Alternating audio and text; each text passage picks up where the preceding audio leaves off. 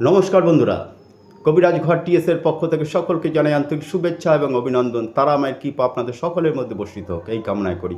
বন্ধুরা, স্বামী স্ত্রীর মধ্যে যদি মতানৈক্য হয়, যদি দেখেন স্বামী খুব ঝগড়াঝাটি করছে, কথা বলছে না, রাগান্বিত হচ্ছে, ঠিক অনুরূপভাবে স্বামীরা যদি দেখেন স্ত্রী খুব মেজাজি হয়ে যাচ্ছে, খিটখিটে হয়ে যাচ্ছে, কথায় কথায় রাখছে, তাহলে একটা কাজ করবেন। কি করবেন? উভয় না, যে কোনো একজন যদি দেখেন যে কাজটা করবে আর কি, তিনি কী করবেন? একটা মিষ্টি পান খাবেন। মিষ্টি পান আপনাকে খেতে হবে। মিষ্টি পান কী করবেন?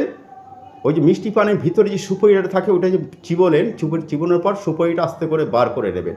ওই সুপারিটা আপনারা যে কোনো কায়দায় একটু খাবারের সাথে মিশিয়ে দিন।